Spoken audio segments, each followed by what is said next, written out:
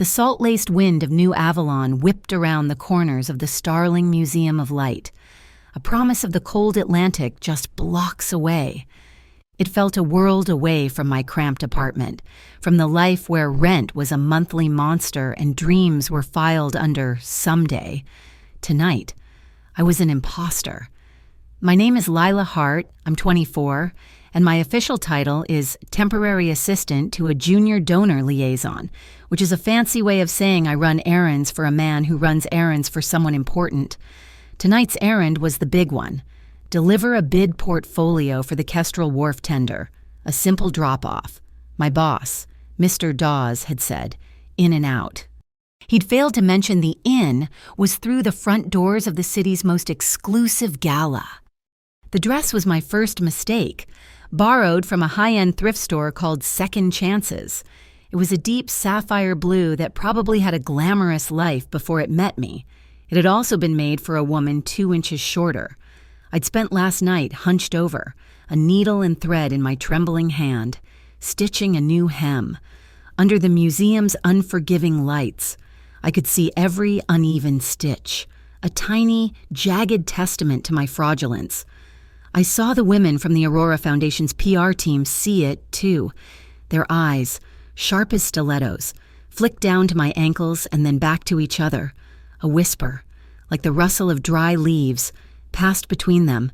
The word trash caught in the air and stung my ears. I clutched the leather portfolio case to my chest. It was the only thing about me that felt real, that belonged. Inside was the reason I was here. The reason Mr. Dawes had looked so pale when he handed it to me. Don't let this out of your sight, Lila. Not for a second. The Starling Museum was designed to intimidate. It was a cathedral of glass and light, where every surface was a mirror. I saw 100 versions of myself, a scared girl in a borrowed dress, her knuckles white around a leather case, her carefully pinned hair already losing its fight with the humidity. The reflections multiplied the crowd, turning a few dozen of New Avalon's elite into a judging army. Their laughter was brittle, a sound that didn't reach their eyes. Above it all, the mournful cry of a string quartet sawed at the air, trying to stitch a layer of elegance over the raw ambition humming in the room. I just needed to find the drop-off point, a designated courier table in the main hall, but I didn't even make it past the lobby. A man with a severe haircut and an earpiece stepped into my path, his body a solid wall of bespoke wool. His name tag read Henri, head of guest relations. "May I help you?" he asked, his voice slick with condescension. "I'm here to deliver a portfolio for the Aurora Foundation," I said, trying to keep my own voice steady, "for the Kestrel Wharf bid." He didn't even glance at my invitation. His eyes did another slow, insulting crawl from my poorly hemmed dress to my hopeful face. "The staff and courier entrance is around the back, through the service alley." My stomach clenched. My instructions were to bring it to the main hall. "Instructions change," he said with a dismissive wave. "This is a private event." The implication was clear. I was not one of them. I was service. The moment hung in the air, thick and suffocating, and then I saw them, the phones. Several guests, bored with their champagne and canapes, had turned their devices on me. A woman with diamonds dripping from her ears was already filming, a smirk playing on her lips. A hashtag was probably being born right at that moment. Something witty and cruel at my expense. Gala crasher? Rags no riches? Trash. Heat flooded my cheeks. Humiliation was a physical thing, a hot tide rising from my chest to my hairline. I had two choices: make a scene and get thrown out, or swallow my pride and find the service alley. Pride didn't pay the rent. I took a step back, murmuring an apology that died in my throat. As I turned, a wall of men in dark suits pushed through the entrance, moving with the coordinated grace of a wolf pack. They smelled of expensive cologne and cold ambition, the Verdigris Union. Someone next to me whispered, the Port Workers Alliance. I knew from Mr. Dawes' frantic briefings that they were more than that, a syndicate with its hands deep in the city's shipping lanes. One of them, a broad-shouldered man with a scar bisecting his eyebrow, jostled past me without a glance. His elbow caught the portfolio. It tumbled from my grasp, hitting the polished marble floor with a sickening slap. The latch sprang open. Papers fanned out in a messy arc. For a heart-stopping second, the whole world went silent.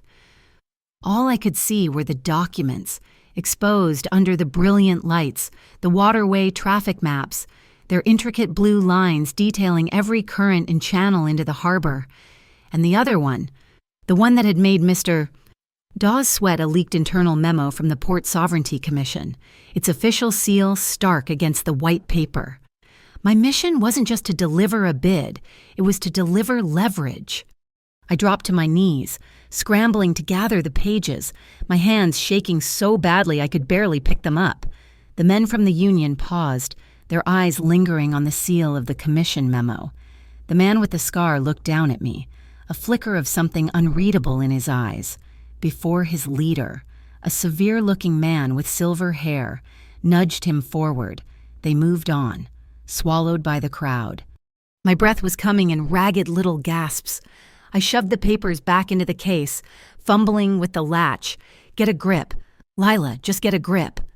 From above, on the sweeping glass balcony that overlooked the lobby, a man watched. I felt his gaze before I saw him, a weight, a pressure on the back of my neck. He was tall, dressed in a black tuxedo that seemed cut from the shadows themselves. Even from this distance, I could see the dark glint of pearl cufflinks at his wrists. He stood perfectly still, a predator observing its territory, his face an unreadable mask of calm. A new whisper snaked through the room, different from the one that had mocked me. It was laced with fear and a strange, electric excitement. It's Vale, Cashin Vale. What's he doing here? Vale is here. There'll be trouble tonight. The name meant nothing to me. I was a temp, a nobody. My world was the bus schedule and the price of coffee, the power brokers of the glass quarter, the city's financial and criminal heart, were just ghosts in newspaper headlines. Henri, the head of guest relations, appeared at my side, now accompanied by the event manager, a woman whose smile was as thin and sharp as a shard of glass. This has gone on long enough, the woman said, her voice carrying across the suddenly quiet lobby. Cheap things don't belong here. Please escort yourself out. The laughter started then, not the polite, brittle chuckles from before, but open, barking laughter. It washed over me, a wave of sound and scorn. My entire body felt like it was on fire. I wanted to disappear. I wanted to curl up and die. But then I thought of my sister, June, working a double shift at the Harbor Line Clinic to make her own ends meet. I thought of the stack of bills on our kitchen table. I stood up, clutching the portfolio to my chest like a shield. My chin came up. I would not let them break me. And then he moved. The man from the balcony, Cassian Vale, descended the grand staircase. He didn't rush, but every step was deliberate, purposeful. The crowd didn't just part for him. It seemed to dissolve in his path, people melting back as if his presence alone took up all the oxygen. The laughter faltered, then died completely, strangled in the throats of the very people who had been so entertained moments before. He stopped directly in front of me, and he was taller up close, his shoulders broad enough to block out the rest of the room. His eyes were the color of a stormy sea, and they weren't looking at the crowd or the smirking event manager. They were looking at me. Without a word, he shrugged out of his tuxedo jacket. The fabric was heavy, expensive silk. He draped it over my shoulders. It was still warm from his body, and it settled over me like a cloak of protection. The scent of cedar wood and something clean, like rain on asphalt, enveloped me. It was the safest I had felt all night. My heart, which had been hammering in my throat, changed its rhythm. It was now a frantic, syncopated beat, like a snare drum in a smoky jazz club. Cashin Vale finally turned his gaze from me to Henry and the event manager. His voice, when he spoke, was quiet, almost a whisper, yet it cut through the silence of the vast lobby like a razor. "She's here with me." The phones, which had been pointed at me in my shame, now swung toward him, toward us. The woman with the diamonds looked stunned. This was a story far better than a poor girl in a bad dress. This was Cassian Vale, a man who rarely appeared in public, personally intervening. "Henri," Vale said, his voice still dangerously soft, "you will apologize to my guest. In writing. I expect a copy delivered to my office by 9 a.m. I trust the museum's legal department can facilitate that." Henri's face went white. He opened his mouth, then closed it. He simply nodded. A jerky, puppet-like motion. The event manager looked like she'd swallowed her tongue. I stood frozen, the heavy silk of his jacket a strange weight on my shoulders. I was trembling, a new kind of tremor that had nothing to do with humiliation and everything to do with a terrifying, bewildering sense of whiplash. What did he want? Why me? He leaned in, his mouth close to my ear. His breath was warm. "Hold on to that bag," he murmured, his voice so low only I could hear it. "A lot of people want what's inside." His eyes, those stormy gray eyes, flickered past me for a fraction of a second, landing on the silver-haired man from the Verdigris Union, Silas Keir. Keir met his gaze across the room, his expression tightening almost imperceptibly. A silent declaration of war had just passed between them, and I was somehow standing on the battle line. Suddenly, from a side hall came a sharp, explosive pop, followed by the sound of shattering glass, a crystal chandelier, or maybe a light fixture. People gasped, a diversion, a disturbance. Cassian didn't even flinch. He gave a tiny, almost invisible tilt of his head. From the shadows near the staircase, another man, built like a brick wall with the watchful eyes of a hawk, detached himself and moved silently toward the sound. His bodyguard, Jax Quell.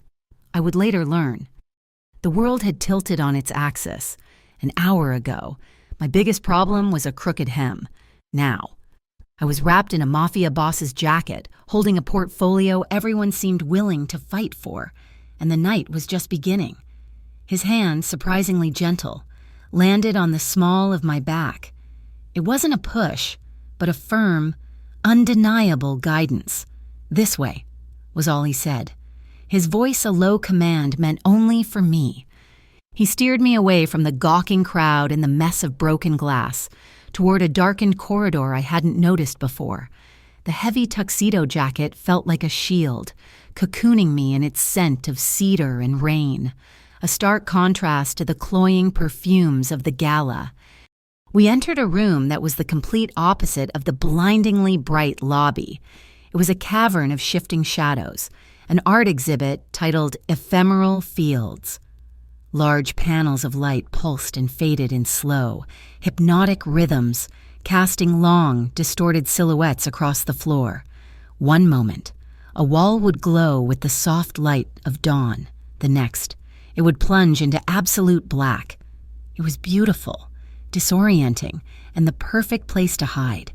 The shifting light made it impossible for anyone to get a clear view of us, and the low, ambient hum of the installation swallowed our words. Cassian led me to the center of the room, stopping between two panels that were currently dark. The only light came from a sliver of pulsing blue 30 feet away.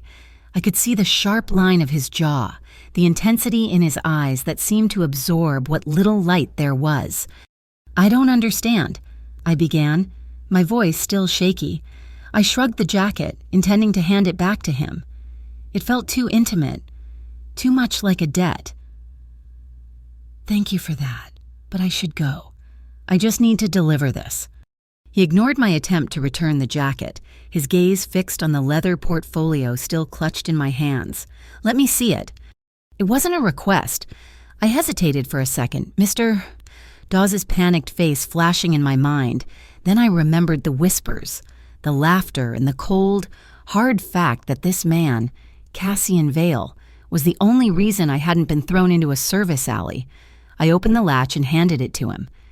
He took it, his movements economical and precise. A nearby panel glowed to life, illuminating his face in a pale white light. His expression was focused, his eyes scanning the documents with an unnerving speed. He wasn't reading them so much as consuming them. When he got to the Port Sovereignty Commission memo, he paused. He tilted the paper, his thumb brushing over the official seal at the bottom. "This is good work," he said, his voice a low murmur. "The watermark is almost perfect. A heliotrope 7 printer, most likely. The ink saturation is off by less than a micron. A forgery, but one only an expert would spot." He looked up at me, his eyes pinning me in place. "Where did you get this?" "I'm just a courier," I said, my voice barely a whisper. "My boss is Mr. Dawes at the Aurora Foundation. He told me to bring it here. He said the memo proves the Tri-County Anti-Organized Crime Directorate is being mismanaged, their budget rerouted by corrupt officials." A ghost of a smile, cold and without humor, touched his lips. "The TAOCD is a ghost agency. It exists only on paper, a boogeyman the city council uses to secure federal funding. Silas Keir, the man you saw from the Verdigris Union, has been using it as a front for years. He controls the shell corporation that receives the funds." He handed the portfolio back to me. "This memo isn't meant to expose corruption. It's meant to legitimize the TAOCD's authority to seize control of the Kestrel Wharf tender under a false, ongoing investigation clause. It's a power grab, and you just walked it through the front door for them." My blood ran cold. I wasn't a courier. I was a pawn, a delivery girl for a forged document designed to help a syndicate seize a piece of the city. I felt sick. "I need your jacket," I said, my voice suddenly firm. I couldn't be indebted to this man. I couldn't be a part of his world. He looked at me, a flicker of something amusement curiosity in his stormy eyes. "Why?" "Because I don't want to owe you anything." "A debt is only a debt," he replied, his voice dropping even lower. "If the other person intends to collect—" Before I could process the chilling implication of his words, a small, ruby-red dot of light appeared on the wall behind him. It danced across a framed piece of abstract art, a pinpoint of lethal intensity in the gloom. My mind took a second to catch up, a laser sight. The room was plunged into darkness as the light panel died. In that same instant, a hand clamped around my arm and I was yanked sideways with incredible force. It was Jax, the bodyguard, who had seemingly materialized out of the shadows. He pulled both me and Cassian behind a thick, freestanding wall that housed one of the light installations. A split second later, the power in the room flickered violently. The low hum of the exhibit stuttered and died, leaving us in near total silence and darkness, punctuated by the faint, panicked shouts from the distant lobby. Cassian's phone vibrated, its screen casting a ghostly pale light on his face. He read the text, his expression hardening into granite. He didn't need to say anything. I could feel the shift in the air, the temperature dropping a few degrees. "Ada says Silas changed the plan," he said, his voice tight with controlled fury. He looked at me, and for the first time, I saw a flicker of something other than calm control in his eyes. It looked like anger. "The target isn't me. It's the girl." "The girl? Me?" My breath hitched in my chest. "A sniper. They had a sniper aiming for me." "Who knew you had this bag?" he demanded, his voice sharp, stripping away any pretense of politeness. "Who knew you were the one bringing it?" "No one," I stammered, my mind racing. "Just Mr. Dawes. He gave it to me right before I left the office. No one else was there." A seed of doubt, cold and ugly, began to sprout in my mind. Dawes's pale face, his sweaty hands, his insistence that I not let the bag out of my sight. He hadn't been worried about the bid. He'd been worried about his pawn. Cassian seemed to read my thoughts. He glanced at Jax. "Get Ada to lock down all service elevators and access points to this wing. Now." Jax nodded and melted back into the shadows. "My sister," I blurted out, the thought hitting me with the force of a physical blow. "My God, June." My voice cracked. This was no longer just about me. "She's working a night shift at the Harbor Line Clinic. If they know about me, do they know about her?" The fear for myself was a cold knot in my stomach. The fear for June was a raging inferno. She was innocent. She had nothing to do with any of this.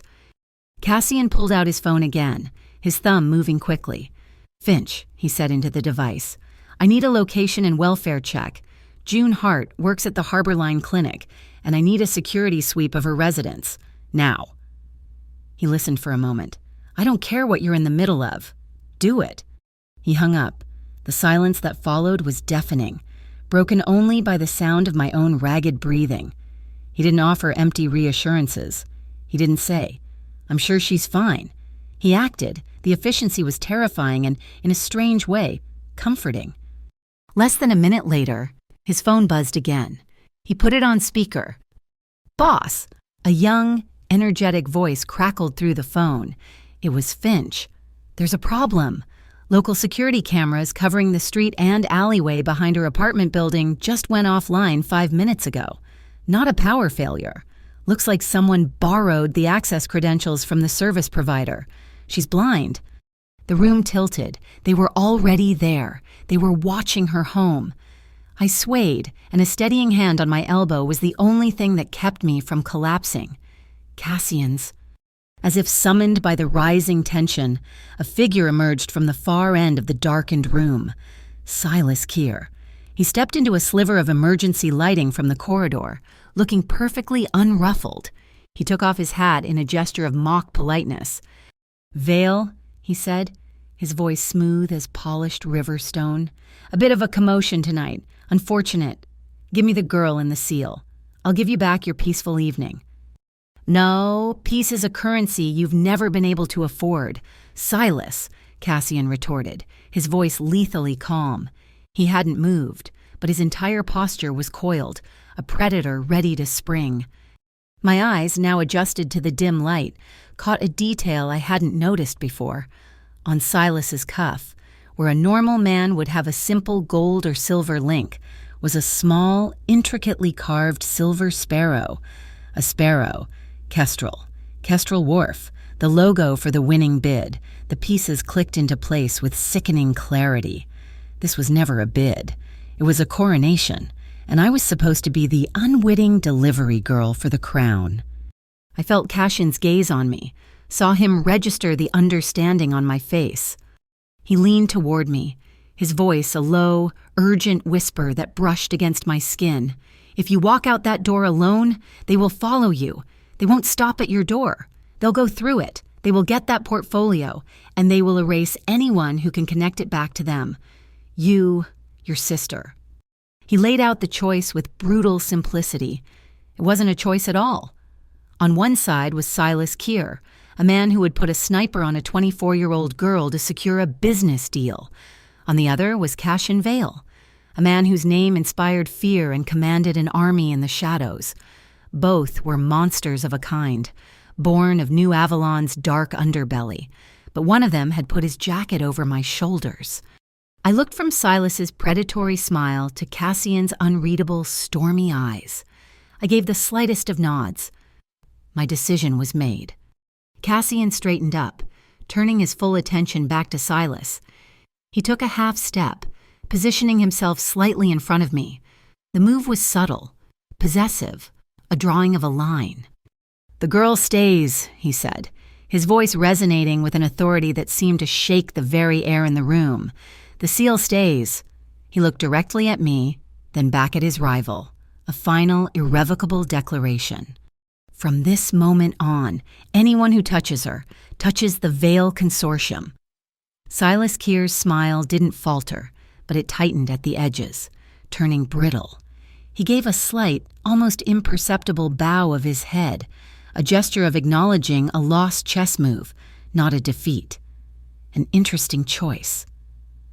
"Vale," he said, his voice a low purr that didn't reach his cold eyes. "Protecting stray kittens. Let's hope she's worth the trouble she'll bring to your door." He turned and walked away, melting back into the shadows of the gallery as if he were made of them. The confrontation was over, but the war had just been declared. Cassian's hand left my elbow. The absence of his touch was as jarring as its presence had been. "We go back out," he said, his voice quiet but absolute. "You are my guest for the remainder of the evening. You will stay close to me or to Jax. You will talk to no one about what happened here. Our friend Finch is tracing the digital breadcrumbs that led you here. We need to buy him time. Do you understand?" I nodded, my throat too tight to speak. My role had changed. I was no longer a courier, a victim, or a mistake. I was a performance. I was playing the part of Cassian Vale's guest, a piece of strategic theater designed to keep me alive. Returning to the Gala was a surreal experience. The whispers followed us, but their texture had changed. The earlier mockery was gone, replaced by a mixture of fear, awe, and feverish speculation. I was no longer trash in a borrowed dress. I was a mystery, a woman who had arrived as a nobody and was now draped in the tuxedo jacket of the most dangerous man in the city. Every eye was on us. Cassian seemed oblivious, guiding me toward a relatively quiet alcove, procuring a glass of water for me with a silent command to a passing waiter. He didn't hover, but I felt the invisible tether between us, a circle of his influence that no one dared to cross. My phone, tucked away in my small clutch, vibrated. I nearly jumped out of my skin. My first thought was June, a fresh wave of panic washing over me, but the name on the screen wasn't my sister. It was Nora Keene. I knew the name. She was the sharpest Port Authority columnist in New Avalon, her articles dissecting the city's shipping deals with a surgeon's precision. I'd read her work to prepare for this disaster of a job. The message was short, cryptic. "I have information on the Bureau of Maritime Commerce Oversight, something you need to see. Rooftop, now." My blood turned to ice. How did she know I was connected to that? How did she get my number? I looked up, and Cassian was already watching me. His eyes narrowed on my face. He'd seen my reaction. I showed him the phone. He read the message, his expression unreadable. It could be a trap. It could be an answer, I countered, a boldness I didn't know I possessed rising in me.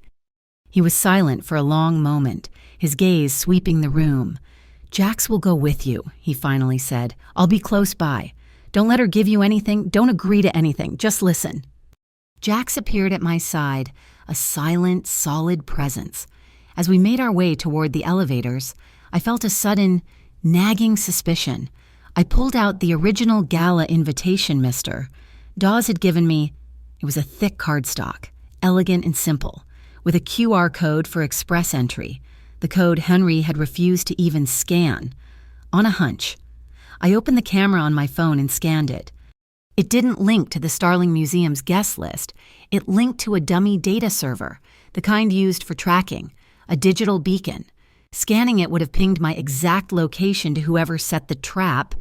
Dawes hadn't just sent me with a forged document, he had sent me with a tracking device, painting a target on my back for Silas's sniper. The realization hit me with nauseating force. I wasn't just a pawn, I was a sacrifice.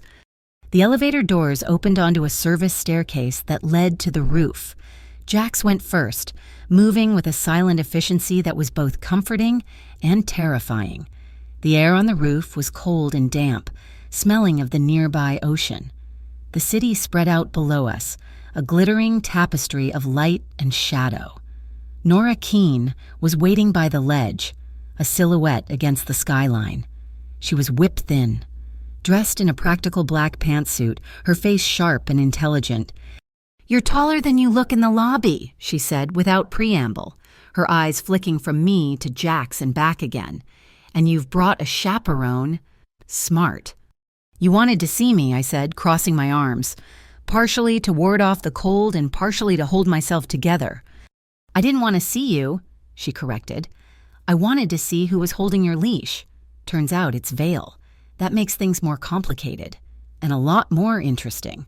She held out a small, metallic object, a USB drive. "Here. This is what they're trying to bury. Or, more accurately, who they're trying to bury, which is you." Jax stepped forward, taking the drive before I could. Nora didn't seem surprised. "What is it?" I asked. Her eyes bored into mine. It's a series of encrypted contracts, money laundering, tidy and neat, routed through a tax-sheltered warehouse at Pier 19N. a warehouse controlled by the verdigris union. They've been skimming from city infrastructure funds for years. The forged TAOCD memo you were carrying was the final piece of the puzzle, the legal cover they needed to finalize the transfer of the Kestrel Wharf lease to a shell corporation they own. She took a step closer, her voice dropping to a conspiratorial whisper. Dawes was bought and paid for weeks ago. He's small time, but he was the perfect cutout. They needed a clean entry, a believable delivery from a reputable foundation. If this ever blew up, the story would be simple. A low-level temp you got greedy and tried to pass off a forged document to sabotage the bid. They'd ruin you, discredit the document, and walk away clean. You were the fall guy, Lila. The word hung in the cold air between us. The fall guy, the trash. It all made a horrible kind of sense. Suddenly, a low, buzzing sound cut through the wind. It grew louder, a high-pitched whine like an angry insect. Jax's head snapped up. "Get down," he yelled, shoving both me and Nora toward the heavy steel housing of the roof's air conditioning unit. A dark shape materialized against the night sky. A drone. It swooped toward us, fast and silent. Before I could even process the threat, Jax had a handgun in his hand. It wasn't a loud crack, but a suppressed, muffled thump. The drone stuttered in the air, its rotors screaming, and then plummeted, smashing onto the rooftop 20 feet away. Down on the street below, I saw headlights cut through the darkness. A convoy of black, unmarked sedans was pulling up to the curb, their movements coordinated and predatory. They weren't police. The world seemed to explode in a shower of glittering dust. The massive plate glass door we had come through shattered inwards, blasted by a shockwave or a projectile. I screamed, instinctively throwing my arms over my head. A hard body slammed into mine, driving me to the ground, shielding me from the storm of glass. It was Cassian. He must have been moving the second he heard the drone. He covered my body with his own as razor-sharp shards rained down around us. I could feel the tense, hard planes of his back, the steady thrum of his heart against my ear, a calm rhythm in the midst of chaos. He pulled a small, flat device from his inner pocket and pressed a button. A tiny green light blinked on. "Jammer," he said, his voice a low rumble in my ear. "They won't get a lock on your position now." He pushed himself up, pulling me to my feet. Nora was staring at him, her reporter's cynicism warring with sheer shock. "Since when does the mob play this clean?" she breathed, gesturing to the jammer, the professional takedown of the drone. "No mess, no noise." Cassian looked at her, his eyes cold as chips of ice. "Clean isn't a moral code, Nora," he said. "It's a strategy." As if on cue, Nora's phone began to ring, its shrill tone cutting through the aftermath. She looked at the caller ID, her face paling slightly. She answered, putting it on speaker. "Keen," she said, her voice tight. "Nora?" Marcel Voss, a smooth, political voice, answered. "Assistant District Attorney Voss. I knew his name from the papers, too. I'm hearing some strange chatter about a disturbance at the Starling, and something about a young woman named Lila Hart causing a scene with a fraudulent document. You're my go-to on port business. I have a feeling a big story is about to break. You give me a direct quote, point the finger at the girl, and I can guarantee you an exclusive on the indictment. We can be partners on this." My stomach dropped. It was happening. The frame-up. They were activating the city's legal machinery to crush me. I was no longer just a target for Silas's thugs. I was a public enemy in the making. Cassian's hand found my arm, his grip firm and grounding. He met my terrified gaze, and his expression was resolute. "Let's go," he said, his voice cutting through my panic. "We don't win this with words tonight." He started pulling me toward the service stairs, Jax falling into step behind us, a formidable rear guard. "Wait," Nora called out. She was looking at the shattered drone, at the unmarked cars gathering below, at the USB drive still clutched in Jax's hand. She was a journalist, and she could smell the truth beneath the lie Voss was trying to sell her. She knew this was bigger than one girl with a fake document. "You've got 24 hours, she said to Cassian, her voice regaining its professional steel. "After that, I run with what I have, with or without you. But for the next 24 hours, I'll hold them off. I'll keep her name out of it, in return. You give me the real story. All of it." Cassian didn't break his stride. "You'll have your story. Nora," he called back over his shoulder as we descended into the darkness of the stairwell, leaving the cold wind and the glittering, dangerous city behind us. "Just make sure you're ready to print it. We didn't take the lobby." Jax, a silent phantom, guided us through a maze of stark, concrete service corridors that felt a universe away from the museum's opulent, glass-walled prison. The air was cold, smelling of dust and industrial cleaner. We emerged into a subterranean parking garage, the air thick with the smell of cold exhaust. A black sedan, low and aggressive, sat idling in the shadows, its engine a low, synthesized purr. Jax opened the rear door. I slid in. The leather seats cold against my legs.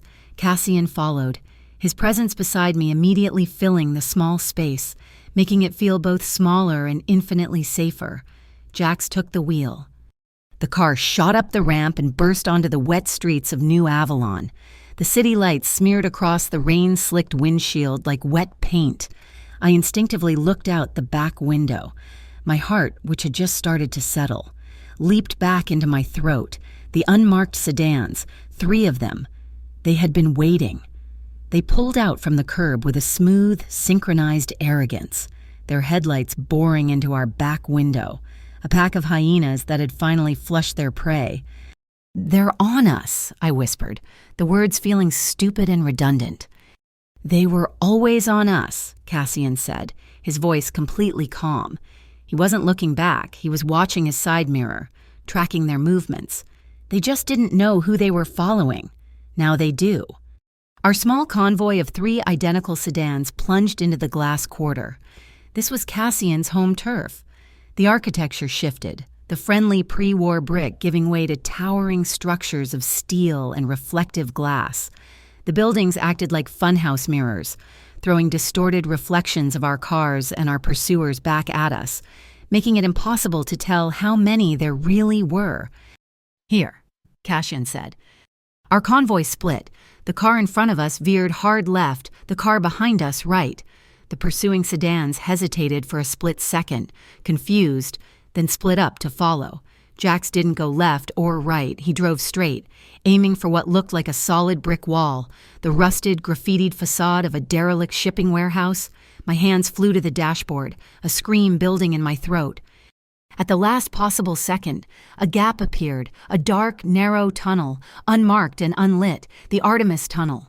Jax wrenched the wheel, and we plunged into absolute, suffocating darkness. He hit a switch. All our lights, headlights, taillights, dashboard died. I gasped, my hand flying to my mouth. I couldn't see anything. Not the tunnel walls, not my own hands, not the man sitting inches from me. I was completely blind, hurtling through the dark. "Breathe, Lila," Cassian's voice commanded, low and steady beside me. Before I could, another switch clicked. A low, purple-white glow emanated from beneath the car's chassis, and the tunnel lit up, not with overhead lights, but with hundreds of tiny, reflective markers embedded in the pavement and along the walls, markers invisible to the naked eye, glowing brilliantly under the car's UV floodlights. Jax navigated the twisting, narrow path with practiced ease, following a secret map only he could see.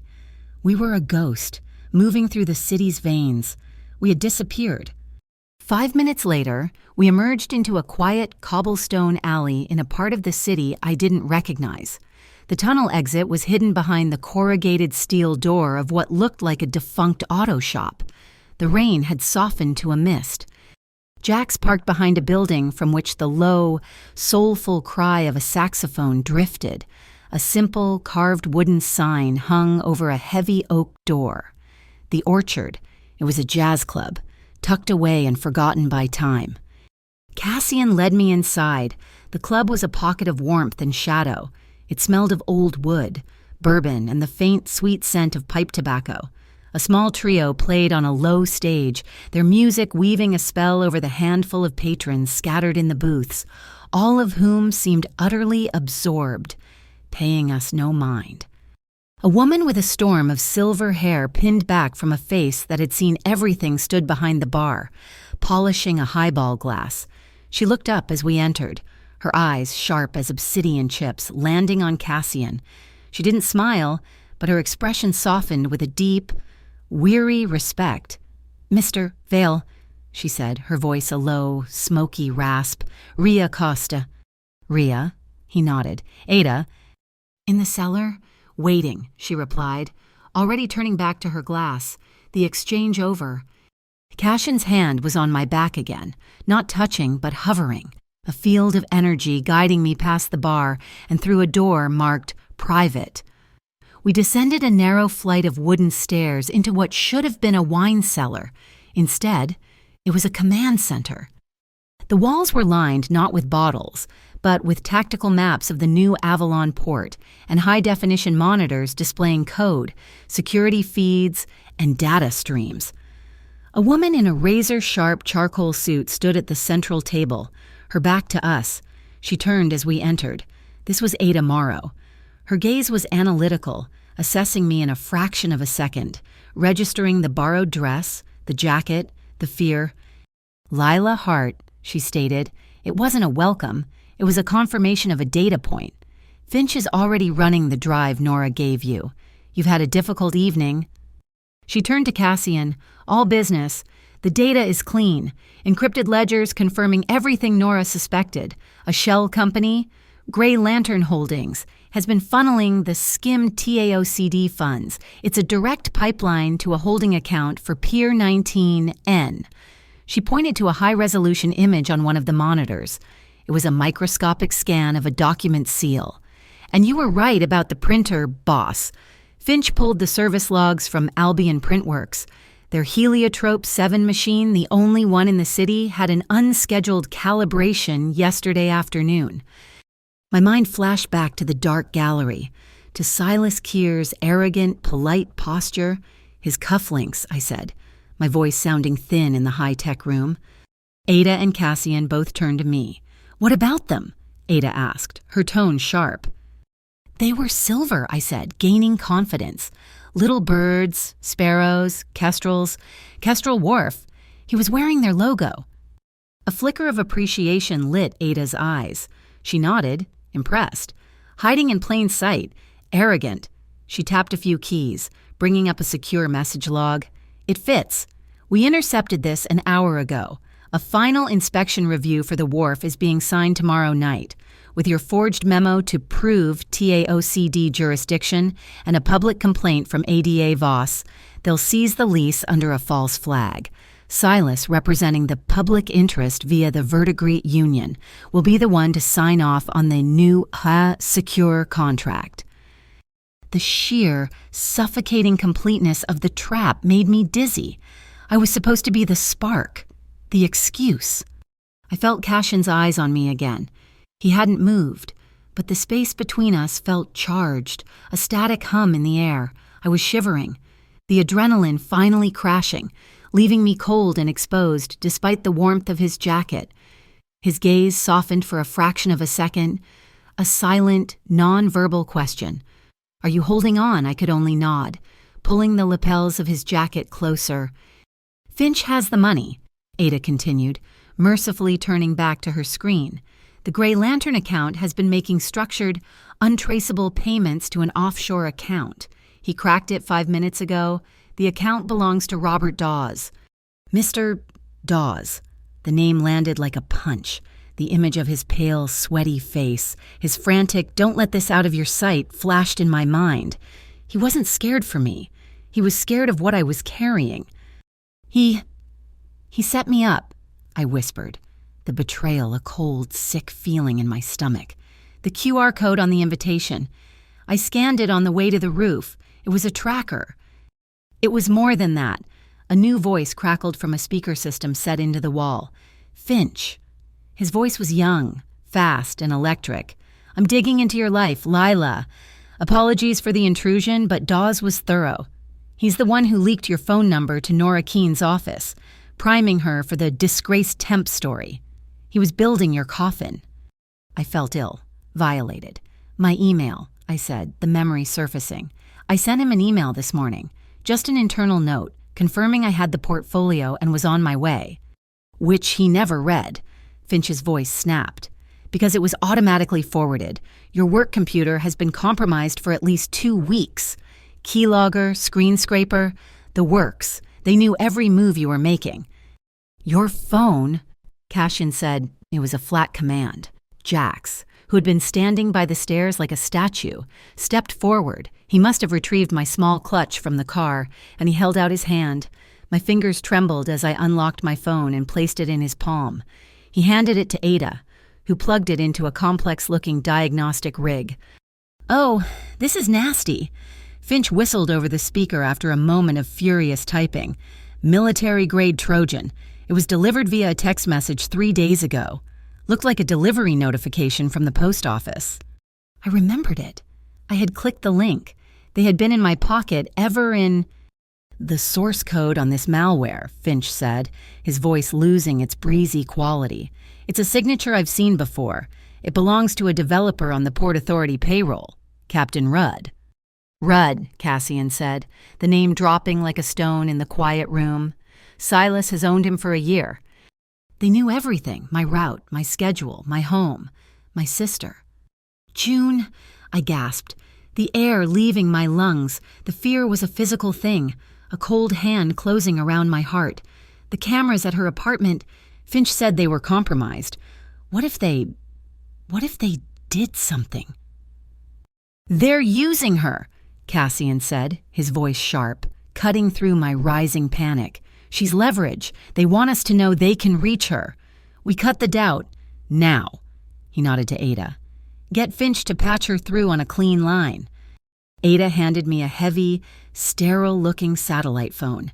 She'd already dialed. My hand was shaking so violently I could barely hold it to my ear. It rang once, twice. My heart stopped. "Hello," June's voice, groggy, annoyed, and absolutely, unequivocally safe. "June," I choked, sinking against the table. "Oh my God, June, are you okay?" "Lila, what's wrong?" Her voice sharpened with concern. "Yeah, I'm fine. I'm at the apartment. I was asleep. My shift doesn't start for another hour. You sound awful. Are you okay?" "I'm fine," I lied, tears of pure, unadulterated relief streaming down my face. "I'm fine. I had a weird night. I just needed to hear your voice. Everything is normal. The doors are locked." "Yes, Lila, everything is normal. You're being paranoid. Go to bed." "Okay, I will. I love you. I'll see you tomorrow." "Love you too, weirdo." She hung up. I let out the breath I felt I had been holding for the last 3 hours. She was safe. They were watching her, but they hadn't touched her. "Leverage," Cassian said again, his eyes dark. "They're waiting. They want us to know they have an ace in the hole." I hadn't even had time to fully process the relief when a loud, violent thwack echoed from upstairs, vibrating through the floorboards. It was the sound of wood splitting. Ria's raspy voice called down the stairs, suddenly stripped of its calm. "Mr. Vale, you have a message." Jax was up the stairs before she finished, moving with a speed that defied his size. Cassian was a step behind him. I scrambled after them. The jazz club was empty. The musicians, the patrons, all gone. Ria stood behind the bar, her arms crossed, her face a mask of cold fury. The heavy oak back door, the one we had entered through, was vibrating slightly. Pinned to the dead center of the door, driven at least 3 inches into the thick wood, was a gleaming butcher's knife. It held a simple white envelope to the door. Jax gripped the handle and wrenched the knife free, the wood groaning in protest. He handed the envelope to Cassian. Cassian didn't need to open it. The message was on the front, written in thick black block letters. "Give us the girl. You get the pier." The air in the club was thick and cold, the raw, primal nature of the threat, the knife, the violation of this safe space, was suffocating. Ada had come up the stairs behind me. She looked at the note, then at the knife, her expression one of pure, cold analysis. "It's too direct," she said, her voice clipping the silence. "Silas is a snake, not a butcher. This is theater. He's trying to provoke a mistake." Cassian stared at the envelope. A dark energy was rolling off him, a palpable, dangerous cold. He looked from the note in his hand to the deep wound in his door, and then slowly, he looked at me. A small, cold smile touched the corner of his mouth, a terrifying expression that held no humor at all. "He thinks this will scare us," he said, his voice a low, dangerous rumble. "He thinks we're afraid he's made his first real mistake." The knife was gone, but the deep, violent scar it had left in the oak door remained, a raw wound in the club's warm, dark heart. Rhea was methodically wiping down the bar, her movements sharp and angry, erasing any trace of the violation. Jack stood like a gargoyle by the splintered door, his eyes scanning the misty alley beyond. Ada was speaking in a low, rapid-fire voice into her phone, coordinating a dozen unseen pieces on a city-wide chessboard, and Cassian was just watching the door, his stillness more menacing than any overt threat. Then the world blinked. The power failed, the lights, the low hum of the coolers, the soulful lament of the saxophone, all of it vanished in an instant. We were plunged into a profound, velvety darkness. The only sounds left were the gentle drumming of the rain on the roof and the sound of our own breathing in the sudden, intimate silence. In that blackness, I became acutely aware of Cassian. He was only a few feet away, but I could feel his presence as a tangible heat. I could hear his breathing. It wasn't the ragged gasp of surprise or the shallow breath of fear. It was a slow, deep, impossibly controlled rhythm. The sound of a man leashing a hurricane inside his own chest. He was containing a rage so vast it seemed to suck the very air from the room. The darkness made me brave. It stripped away the pretense, the roles we were playing. Here, I wasn't his guest, and he wasn't my protector. We were just two people in a storm. "I hate it," I confessed, my voice a raw whisper that was immediately swallowed by the shadows. "I hate that feeling, being looked at like I'm nothing, like I'm trash, but that's not what scares me the most."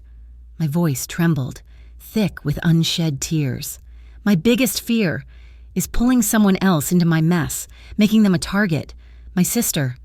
I couldn't finish the sentence. The thought of June being tangled in this was a physical pain. I felt him move, a subtle shift in the darkness. Then the lightest, most hesitant touch brushed against the back of my hand, just the tips of his fingers. It wasn't a grab or a gesture of possession. It was a question. A tentative anchor offered in a turbulent sea. The contact was brief, a momentary spark of warmth against my cold skin. But it was enough. The frantic, terrified fluttering in my chest slowed, steadied by that single, restrained point of contact. His lips were slightly parted, his gaze a silent request for permission to close the distance. A moment later, the emergency lights flickered on. They weren't the harsh, clinical lights of a hospital, but a low, amber glow that bathed the room in the warm, intimate tones of honey and whiskey. The power was still out, but we could see again. He had taken a half step back, withdrawing his hand, giving me space. He stood just close enough that I could feel the warmth radiating from him, but far enough that the next move was entirely, unequivocally mine. He had changed at some point. The tuxedo jacket he'd wrapped around me at the gala, the one that was probably covered in microscopic shards of glass, was gone. He now wore a simple, dark jacket over a charcoal gray Henley. It was the clothing of a man at work, not at a party. It made him seem more real, more dangerous, and somehow more human. My heart gave a slow, painful lurch. I looked up, meeting his stormy, unreadable eyes, and I made my choice. I raised my hand, the one he had just touched, and laid it gently on the lapel of his jacket. The wool was soft, the line of his chest beneath it unyielding. It was my answer, my consent. I gave a small, almost imperceptible nod. He moved slowly, deliberately, giving me every chance to retreat, But I didn't. I stood my ground, my fingers curling slightly into the fabric of his jacket. The kiss, when it came, was not a collision. It was a discovery. His lips were softer than I'd imagined, but firm, tasting faintly of coffee and resolve. There was no desperate passion, no frantic claiming. It was a slow, quiet coming together, a moment of profound and desperate stillness in the middle of a war. My other hand came up to rest on his chest, and I could feel the steady, powerful beat of his heart through the layers of his clothing, a rhythm that was as calm and controlled as his breathing had been in the dark. A sigh escaped me, a breath I hadn't realized I was holding. His hand came up to the back of my neck, his fingers gently threading into my hair, his thumb stroking the sensitive skin just below my ear. It wasn't a caress meant to incite passion. It was a gesture meant to soothe, to quiet the last of my trembling. In that moment, wrapped in the scent of cedar wood and rain, with my world burning down around me, I felt utterly and completely safe. The main power surged back on, the coolers hummed to life, and after a moment's hesitation, the lonely, beautiful cry of the saxophone started up again. The spell was broken. We separated slowly, reluctantly. He didn't step back far, but the small distance felt like a canyon. His eyes held mine, and in them, I saw a silent promise that mirrored the ache in my own chest. Safety first. Everything else will have to wait. "Sorry to break the moment," Ada's voice said, crisp and professional, from the top of the cellar stairs. Her timing was impeccable, her expression a perfect mask of neutrality. She walked toward us, placing a thin file on the bar. "We have work to do." I flushed, a wave of heat rising to my cheeks, and turned toward her, trying to gather my scattered thoughts. As I did, Cassian's hand brushed mine. He didn't hold it, just let his thumb sweep once, firmly, over my knuckles. It was a fleeting touch, but it was a contract, a silent, unspoken vow that resonated deeper than any words. We stood around the bar, the scarred back door a constant reminder of the threat outside. The next phase of the war was being planned. They wouldn't win by hiding. They would win by controlling the narrative. "From this point on, you are not a victim, Lila," Ada said, her gaze sharp. "You are a piece on the board, a very important one. We need to be able to anticipate your every move, and more importantly, your location."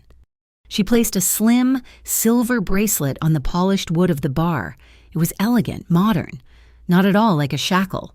"This is a location tracker, encrypted, shielded, and untraceable to anyone but Finch. It is your choice to wear it."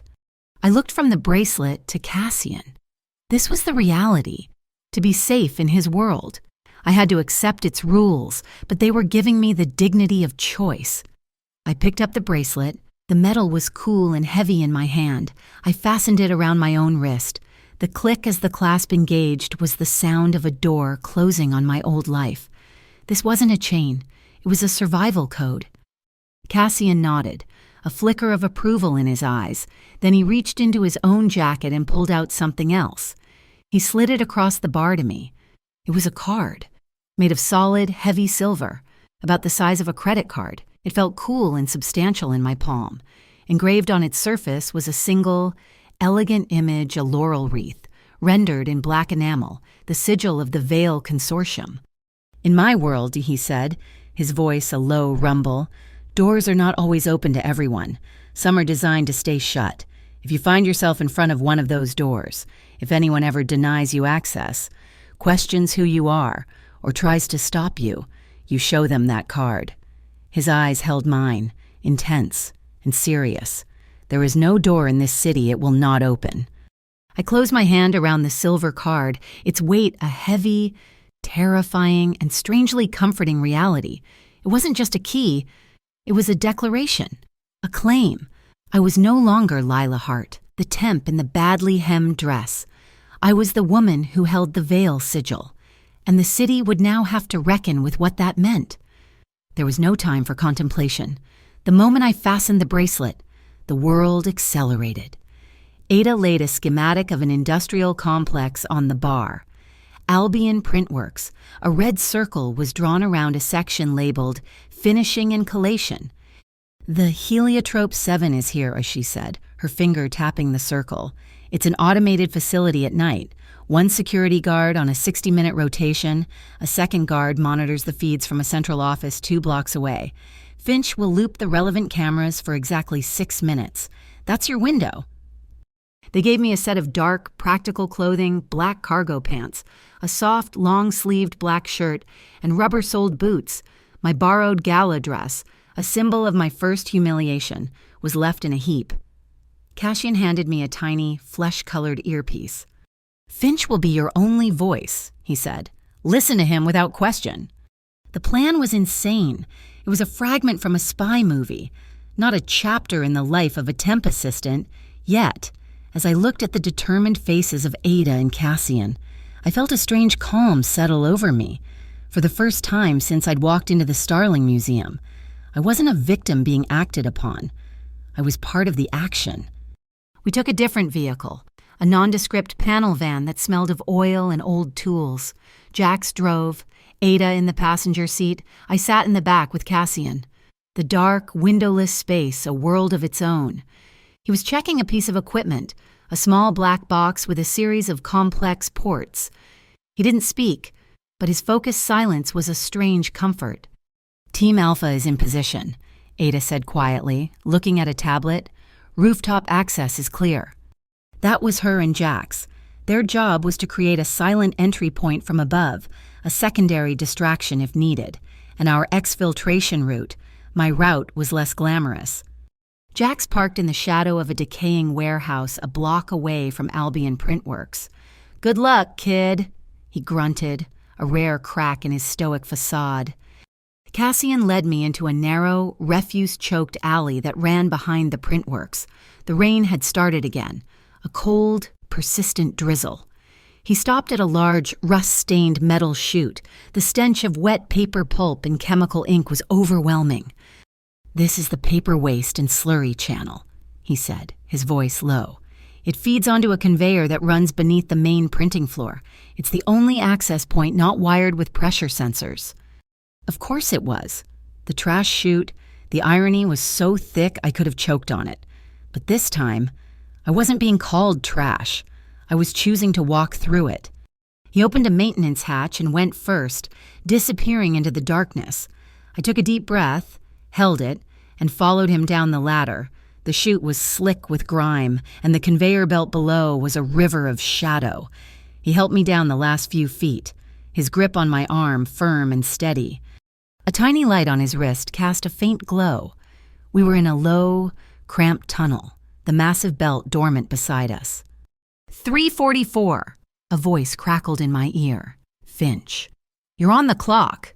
You have 6 minutes from the moment you step on the floor. Go."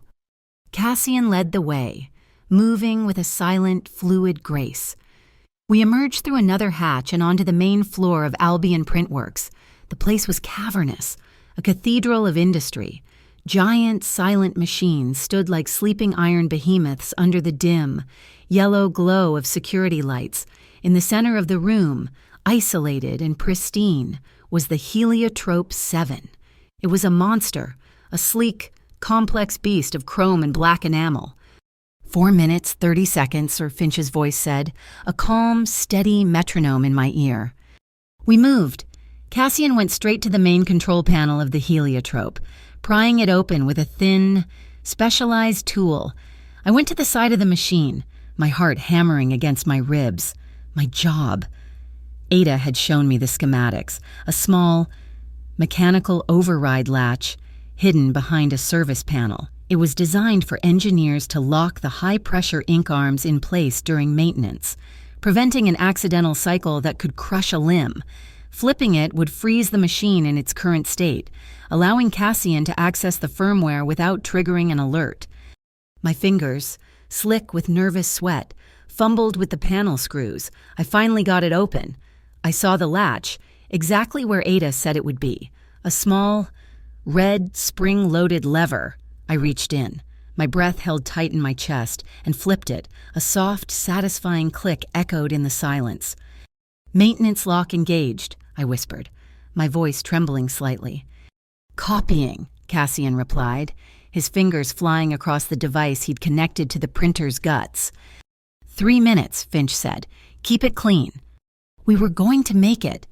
The thought had just formed in my mind when I heard it, a sound that didn't belong, the squeak of a rubber sole on polished concrete.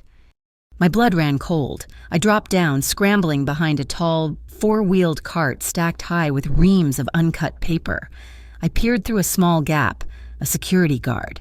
He was walking a path that wasn't on the schematic, taking a shortcut directly through the main printing floor, and stitched onto the breast of his cheap, blue work jacket was a small, silver bird, a kestrel. He was one of Silas's men. He was heading right for the heliotrope, right for Cassian. My heart stopped. We were caught. This was it. But Cassian didn't move. He didn't hide.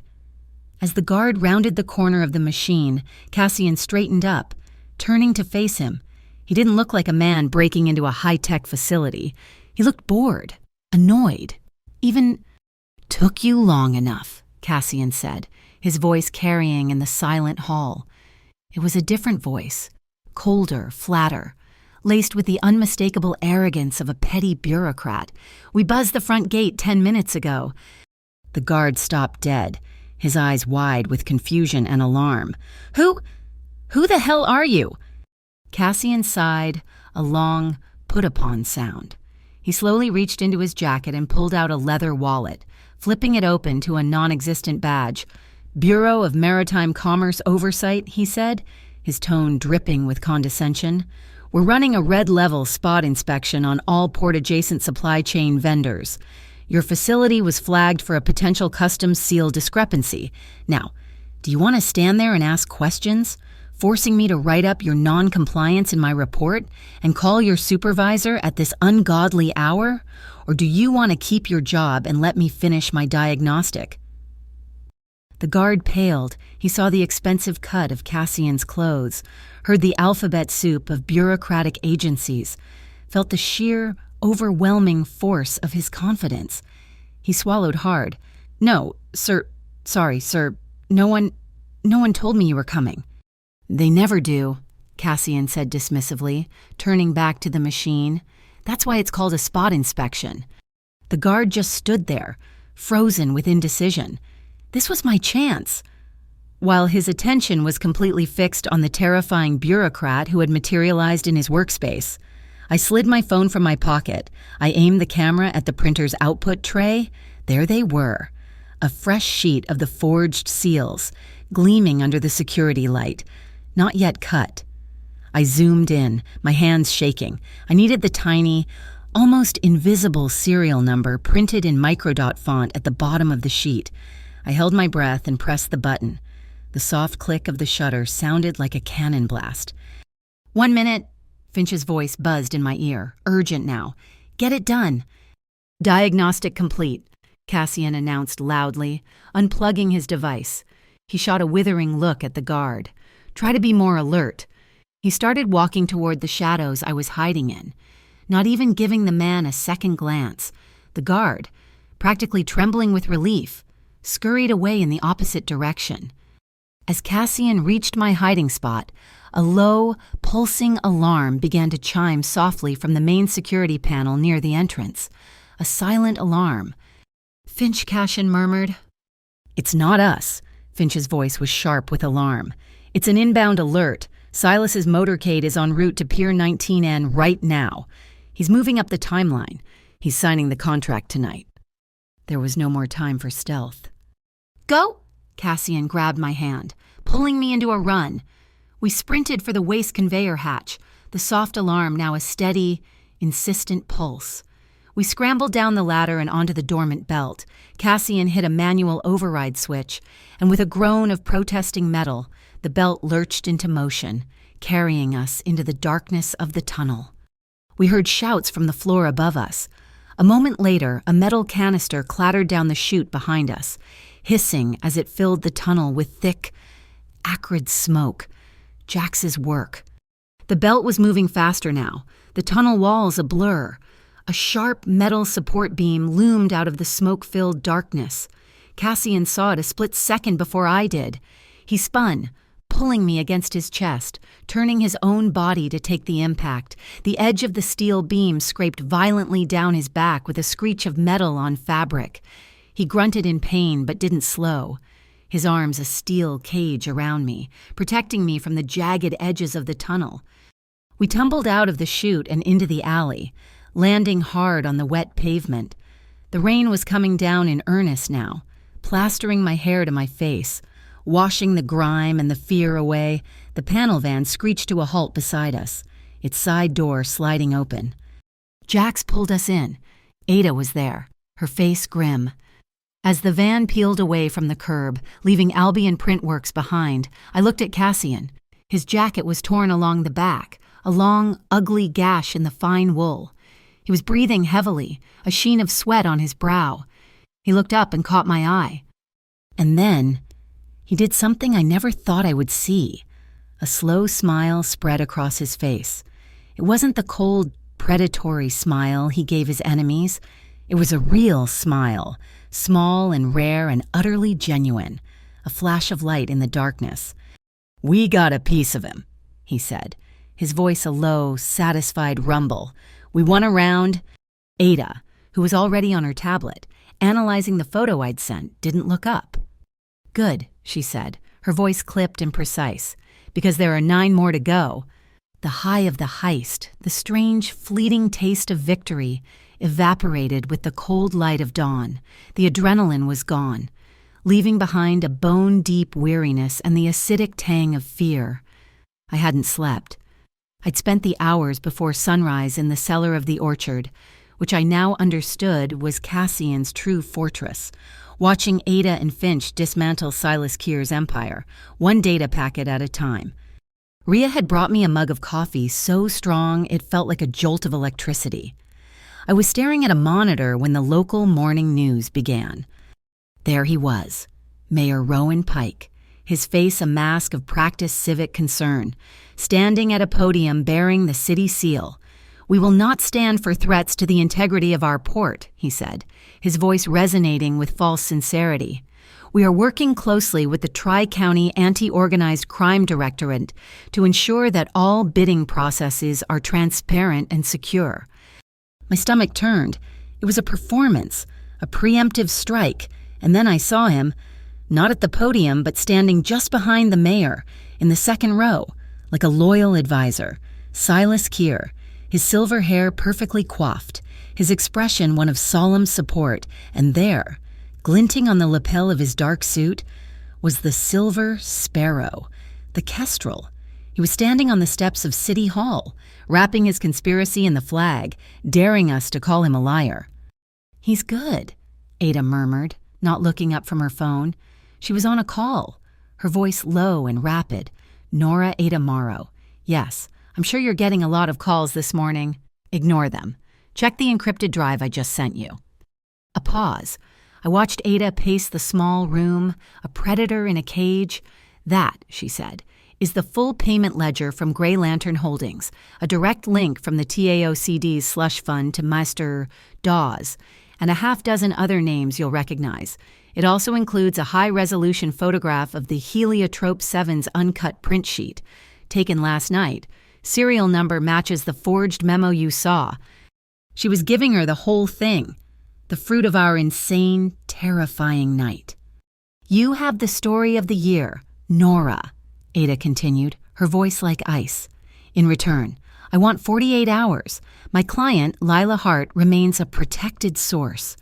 Her name stays out of every article, every blog post, every late-night whisper. You protect her.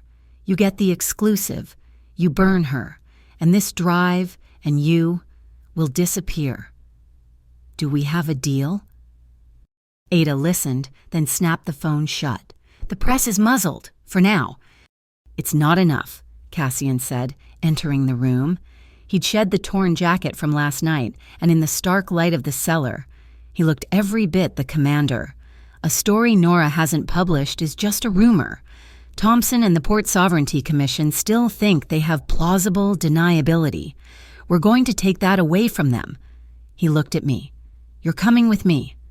An hour later, I was a different person. Ada had provided a change of clothes from a contingency wardrobe Rhea kept, a pair of impeccably tailored black trousers, a cream-colored silk blouse, and low, practical heels. My hair was pulled back in a severe, professional knot. Gone was the temp. In her place was a woman who looked like she belonged in a boardroom. The silver bracelet was hidden under my sleeve. The silver veil card was a cold, heavy weight in my pocket. We didn't take the sedan. We took an elevator from the orchard cellar that connected to a private garage, and from there, a black town car with tinted windows so dark they looked like polished obsidian. The Atria building was the heart of the glass quarter, a sterile, glittering tower of corporate power. We were escorted to a conference room on the top floor, a glass box suspended in the sky, with a panoramic view of the harbor, the very prize they were all fighting over. The members of the Port Sovereignty Commission were already seated, 5 men and 2 women who looked like their portraits already hung in university libraries. Chairman Thompson, a man with a shock of silver hair and a deeply tanned, unlined face, sat at the head. "Mr. Vale," he began, his voice a smooth, patrician baritone. "An unexpected pleasure. We are, as you can imagine, extremely busy. Your interest in port logistics is sudden." Cassian didn't sit. He walked to the head of the table and placed a tablet softly on the polished wood, sliding it in front of Thompson. "I'm here about your calibration problem." Thompson's eyes flickered with annoyance. He glanced down at the tablet. On the screen was the photo I had taken, the high-resolution, damning close-up of the Heliotrope 7's print bed, the sheet of forged seals, the microscopic serial number clearly visible. I watched Thompson. His smile didn't waver, but it became a fixed, brittle thing. "Printer test," he said dismissively. "Our vendors run them constantly." "They do," Cassian agreed softly. He slid a second tablet onto the table, right next to the first. On its screen was a spreadsheet, Finch's work, and they're usually paid in dollars, not in vintage car parts. He tapped the screen, highlighting a line item. A 1968 Porsche 911 transmission, paid for by Gray Lantern Holdings, delivered to your son's garage in Westchester. A charitable donation of $50,000 to your wife's foundation, which, according to state records, has been defunct since 2019. A very generous gift list for a simple calibration. This was what I was here for, to be the witness. I watched Chairman Thompson's face. The boardroom was silent. The only sound, the faint hum of the building's ventilation. I saw the muscle in his jaw leap, just once. I saw a single, perfect bead of sweat form at his left temple and trace a tiny, slow path down into his silver hair. He knew. He knew that we knew. He wasn't just looking at a rival. He was looking at the man who held the keys to his cage. "What do you want?" "Vale," Thompson whispered, all pretense of power gone. "You will table the Kestrel Wharf vote indefinitely, pending a full audit." Cassian commanded.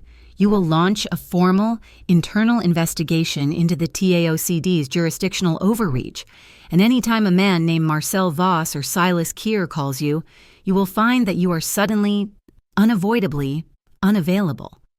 We walked out of the room without a backward glance.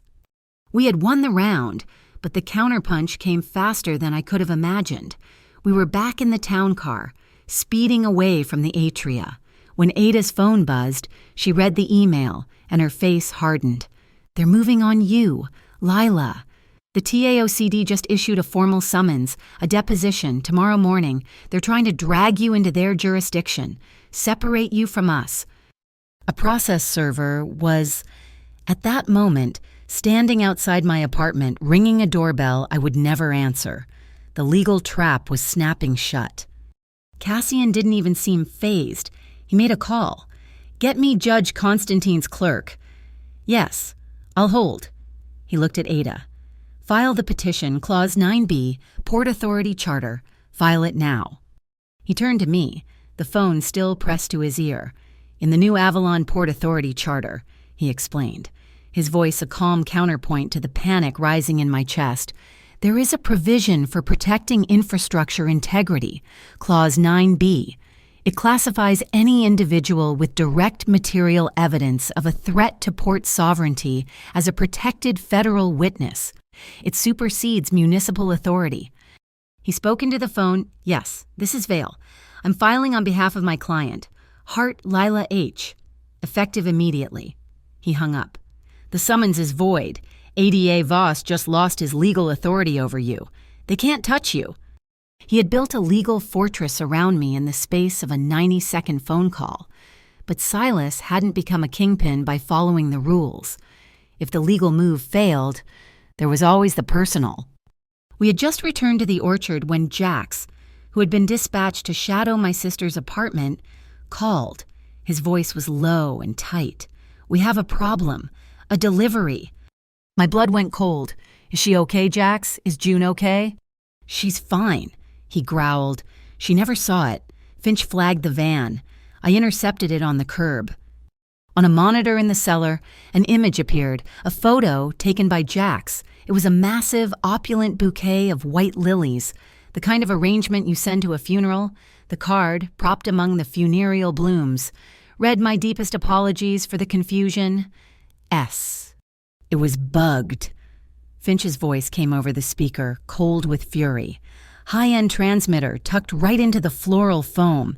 He was going to listen to her apartment. He's taunting us. He's saying, "I can get to her door any time I want." I couldn't breathe. I stumbled back, my hand over my mouth, the sight of those flowers making me sick. He had sent a threat directly to my sister. "That's it," Cassian said, his voice a flat, deadly monotone. "She's not leverage anymore. Jax, move her. Full protocol. Take her to the Night Orchard Annex. No phones, no contact. She's a ghost until this is over." I watched, numb, as my sister's life was erased for her own protection, all because of me. Ada pulled up the port map, the same one I'd seen fanned out on the museum floor what felt like a lifetime ago. "They're cornered," she said. "The legal summons failed. The intimidation failed. They've lost their leverage on your sister. They'll revert to the original plan." She pointed to the map. "Silas has to sign that contract for Pier 19N. He's lost the legal cover of the TAOCD, thanks to our meeting with the commission, but if you, the sole witness, were to disappear, the whole thing falls apart. Nora's story becomes unsubstantiated rumor. The commission gets cold feet and blames a disgraced temp who fled. Hiding you is a losing game. Lila, they'll hunt you, and if they can't find you, they win by default." I stared at the map, seeing the trap close. If I hid, I lost. If I was caught, I lost. "So we don't hide her," Cassian said into the silence. Ada and I both turned to look at him. "We do the exact opposite," he said, his eyes finding mine. "We put her right back where this started. The mayor's community reinvestment gala is tomorrow night at the Starling Museum." My stomach dropped. "No," I whispered. "Go back there." "Cassian, it's a suicide mission," Ada argued, her voice sharp. "You're not putting her in the spotlight. You're putting her on a pedestal with a target painted on her back. She'll be a sitting duck." "She'll be the most protected person in that room," Cassian countered, his voice absolute. "Silas can't move against her in a room full of the city's elite. Not directly. He'll be there. The mayor will be there. The commission will be there. Every shield we have will be standing in front of her." They both looked at me. It wasn't a command. It was somehow a choice. My choice. I thought of the laughter in that lobby. I thought of the word trash. I thought of the sniper's red dot, the knife in the door, the sickening white lilies meant for my sister. I thought of June, a ghost in a safe house because I was too weak to stop this. My fear was a cold, hard stone in my stomach, but something else was rising to meet it, a slow, burning anger. "I'll do it," I said. My voice was quiet, but it didn't shake. "I want to go back." Cassian watched me, his expression unreadable. "They put a label on me that night," I said, meeting his gaze. "They decided I was nothing, a fall guy, a disposable piece of trash, and they've been trying to make me that ever since. I touched the silver card in my pocket. If I go back there, I'm not going as their victim. I'm going as your witness. I'm going to put a new label on myself. I'm going to be the one who tells the truth. The 24 hours that followed were a blur of calculated warfare. While I was kept insulated within the warm, wood-paneled safety of the orchard, Cassian and his team moved with the silent, deadly precision of a coming storm. I saw pieces of it on the monitors in the cellar. A key witness in a pending fraud case against one of Silas's shell companies suddenly recanted his testimony. A shipment of untaxed liquor was conveniently discovered by the harbor wardens at a Verdigris union-controlled warehouse. Tying up their resources, Nora Keene published a scathing, but anonymous, op-ed about shadow interests threatening port integrity, priming the public for a bigger story. Each move was a jab, designed to throw Silas off balance before the main event. But as night fell, the night before, I was scheduled to step back into the lion's den. The weight of it all became too much. The walls of the jazz club, once a sanctuary, started to feel like a cage. I needed air. I found my way to the roof, the same roof where I had met Nora, where the world had shattered in a rain of glass. But tonight, it was quiet. The drizzle had stopped, and the wind coming off the Atlantic was cold and clean. It smelled of salt and distance, and for a moment, it washed away the lingering scent of fear and conspiracy. The city glittered below me, a breathtaking, indifferent beast. Tomorrow, all its eyes would be on me. I gripped the cold metal of the safety railing, my knuckles white, a wave of vertigo threatening to pull me over the edge. I wasn't just afraid of what Silas would do. I was afraid of failing, afraid of letting all these people, this entire dangerous, intricate machine, down. Afraid that when the lights hit me, I would just be that girl in the borrowed dress again. Footsteps sounded on the gravel behind me. I didn't have to turn. I knew his tread, the quiet, deliberate sound of a man who never made an unintentional move. Cassian. He came to stand beside me at the railing, without Jax or Ada or any of his other shadows. Just him. We stood in silence for a long time, watching the endless flow of traffic on the distant causeway. "They're all just trying to get somewhere," I said, my voice barely a whisper against the wind. "Home, work, away from something, towards something." "Everyone is," he agreed, his voice a low rumble. He reached into his pocket and then held out his hand. Lying on his palm was a small, smooth, gray stone, worn by time and water. It was utterly ordinary. "When I was a boy," he said, his gaze fixed on the horizon, "my family lived in a small house in the Narrows, right against the old sea wall. This was before all of this. The wall was made of stones, just like this one. At night, I could hear the waves hitting them. It was the last thing I heard before I slept." He closed his hand over the stone and then pressed it into my palm. It was still warm from his touch. "Remember where you came from, Lila? It's the one thing they can't take from you. It's your starting point, your anchor."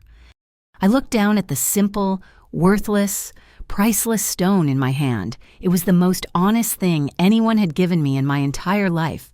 The carefully constructed walls around my heart, the ones I had built to survive the casual cruelties of the world, crumbled into dust.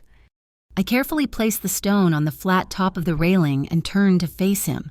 The wind whipped a strand of hair across my face, and he gently brushed it away, his fingers lingering for a fraction of a second against my cheek. That was all it took.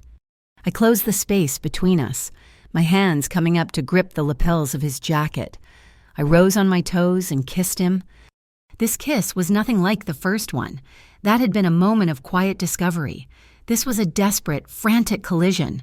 It was raw and hungry, a plea and a demand all at once. My breath hitched, my chest pressing against the solid wall of his. I was pouring all my fear, all my anger, all my fragile, terrified hope into that single point of contact. His response was immediate. His arms came around me, pulling me tight against him. One hand splayed across the small of my back, the other cradling my head, his fingers tangling in my hair. He wasn't conquering me. He was holding me together, giving me his strength, his stillness. I clung to him, my fingers tightening on his jacket, pulling him impossibly closer, trying to erase the last remaining inch of space between us. The distant city lights blurred into a glittering haze behind my closed eyelids. I broke the kiss, gasping for air, and pressed my forehead against his. His skin was warm, his breathing as deep and steady as ever, a stark contrast to my own ragged gasps. "Don't let go," I whispered, the words a raw prayer against his skin. A small, sad smile touched his lips. "Never," he murmured. He didn't kiss me again. Instead, he lowered his head and began to trace a slow, deliberate path of small, gentle kisses from my temple, down the sharp line of my jaw, to the frantic pulse fluttering at the base of my throat. Each touch was a reassurance, a brand of warmth against my cold skin, a silent vow that chased away the shadows. It wasn't a fire, it was a sunrise, a slow, steady warmth that promised to burn away the night. The wind gusted, colder this time, and I shivered. Without breaking the embrace, he shrugged out of his jacket and wrapped it around my shoulders, a familiar, comforting weight. The scent of cedar and rain enveloped me once more. We stood there for a long time, wrapped in his jacket and each other's arms, two solitary figures against the city skyline, our heartbeats finally falling into the same steady rhythm. But the night had to end. The battle was still waiting. We established the rules of engagement. "When you're up there," he said, his voice serious as we stood by the rooftop door, "you are in control, but I am your fail-safe. If I see something you don't, a threat, a change in the plan, anything, I will give you a signal." He gently took my left hand. "I will touch your wrist, 2 fingers, right here." He tapped the spot just above my pulse point. "It's not a suggestion, it's an order. The moment you feel it, you stop talking and you walk off that stage. No hesitation, no questions. You just walk. Do you understand?" "I understand," I said, my voice clear and steady. A secret signal, a lifeline only we would understand. His phone buzzed, a message from Ada. He showed me the screen. Nora confirmed for the 8 p.m. National slot, 24-hour protection deal holds. Silas just bought the 2-minute ad block immediately following her segment. He's planning to use her platform to launch his counter-narrative. The battlefield was set. The war would be televised. Cassian spent the next hour transforming me. He wasn't just my protector anymore. He was my director. He taught me how to stand, how to hold my shoulders back to project confidence I didn't feel. "Don't look at the people in the room," he instructed, his voice low and intense. "They don't matter. Find the main broadcast camera, the one with the red light. That's not a camera. It's a pipeline. You're not talking to a room, you're talking to the city. Look straight down the barrel of the lens and speak your truth. Don't let them see you blink." He physically adjusted my chin, lowering it by a fraction of a degree. "This makes you look determined, not defiant. It's the posture of a leader, not a victim." He was giving me his armor, piece by piece, the lessons he had learned over a lifetime of commanding rooms and bending men to his will. As the first hints of dawn began to soften the eastern sky, I looked at this complex, dangerous, and unexpectedly gentle man. The questions that had been swirling in my mind finally coalesced into one. "Before all this," I asked, my voice soft, "before you were Vale, before the orchard and the glass quarter and all of it, what did you dream of being?" He was silent for a long moment, his gaze lost in the memory of a life I couldn't imagine. I thought he wouldn't answer. "A dock," he finally said, his voice so quiet I almost missed it. "I wanted to build a small boat dock, somewhere quiet, so quiet you could hear the wood of the piers swelling in the sun on a hot day." The answer was so simple, so unexpected, it stole the air from my lungs. It was a dream of peace, of creation, of quiet permanence. Everything his life was not. And in that moment, I understood. I understood the cold control, the brutal efficiency, the fortress he had built around himself. It was all to protect the ghost of that boy, the one who just wanted to build something real and lasting in a world that only seemed to know how to tear things down. The man standing in front of me wasn't just a shadow. He was the guardian of a long-dead dream, and I knew, with absolute certainty, that I would walk into the fire for him. Returning to the Starling Museum of Light was like returning to the scene of a crime. But this time, I wasn't the victim. I was the weapon. The first difference was the dress. Rhea had taken me to a room in the back of the orchard, a walk-in closet filled with what she called costumes for forgotten roles. From it, she'd produced a gown of deep, gunmetal gray silk. It wasn't flashy. It didn't have a single bead or sequin, but the cut was perfect, the fabric a cool, liquid weight against my skin. It fit like a second skin, like armor. When I walked, it moved with me, a whisper of power instead of a rustle of shame. The second difference was the whispers.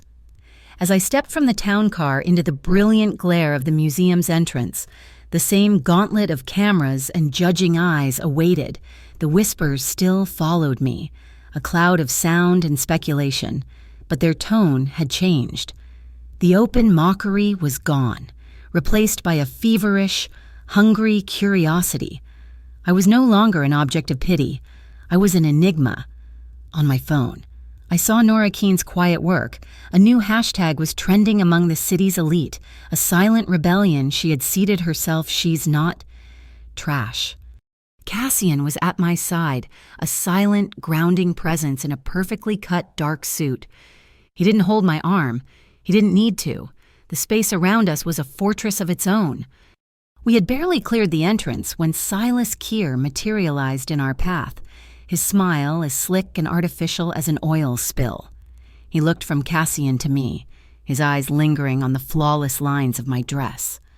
"Well, well," he said, his voice a low, condescending purr. "It seems fate has been unusually kind to you, Miss Hart."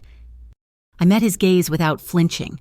The girl who had crumbled under a sneer in this very lobby was gone. "Fate doesn't know how to read a forged contract, Mr. Keir," I said, my voice clear and cold. "But I do." His smile tightened, the humor vanishing from his eyes, leaving behind something cold and reptilian. He gave a slight nod to Cassian, a silent acknowledgement between kings, and moved on. The main hall was a sea of glittering diamonds and brittle laughter. But tonight, it felt different. It was no longer a prison. It was an arena, and I was about to step into the center of it. Mayor Pike was already on stage, basking in the warm glow of the lights, delivering a speech full of empty platitudes about community and progress. Ada and Jax were ghosts in the crowd, Ada near the sound booth, Jax by the main exit, their eyes constantly moving, mapping every threat, in my ear. Finch's voice was a low, steady hum. "Cameras are live. Broadcast feed is stable. I'm in their house. Lila, just give the word." "And now," the mayor said, his voice booming with false warmth, "we have a special guest, a young woman who had a rather memorable experience at our last gathering. A woman whose courage in the face of misinformation is an inspiration to us all. Please welcome Miss Lila Hart." A smattering of polite, confused applause followed me as I walked to the stage. The heat of the lights was a physical weight on my skin. I didn't look at the crowd, at the hundreds of faces staring up at me. I followed Cassian's instructions. I found the main broadcast camera, the one with the small, glowing red light. It wasn't a camera, it was a pipeline, a direct line to 1,000,000 living rooms across the city.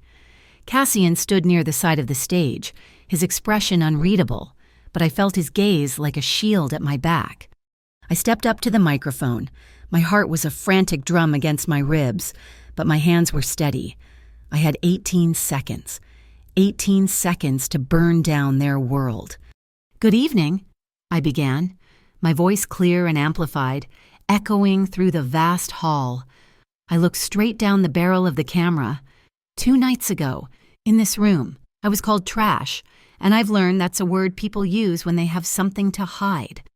I paused for a single, calculated beat. So, I'll offer a piece of advice to the powerful men in this room.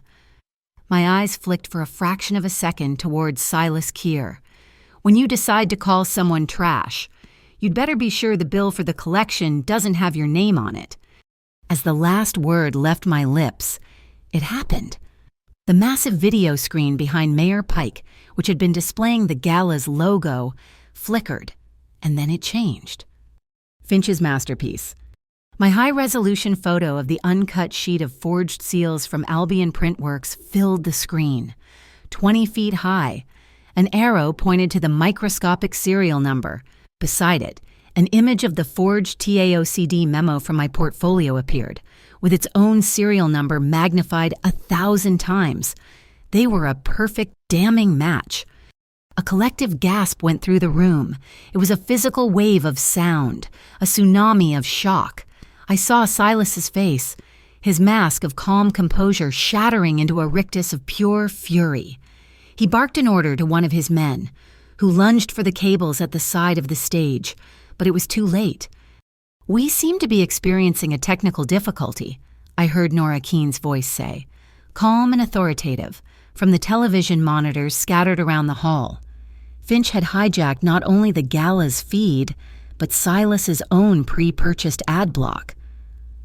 But what you are seeing is a document that appears to link the Verdigris Union's bid for Kestrel Wharf to a forged government seal.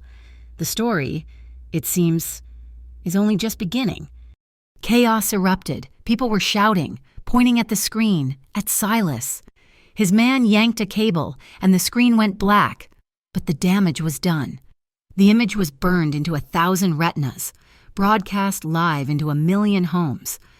In the middle of the pandemonium, I felt it. 2 fingers, pressing firmly against the inside of my left wrist. Cassian's signal, the order. My head snapped toward him. His expression was grim. He gave a tiny, almost imperceptible nod toward the back of the auditorium. I followed his gaze and saw them. A team of men in dark windbreakers, the letters TAOCD stenciled in white on their backs, were moving through the crowd. They were flanking the stage and leading them. His face a mask of cold triumph.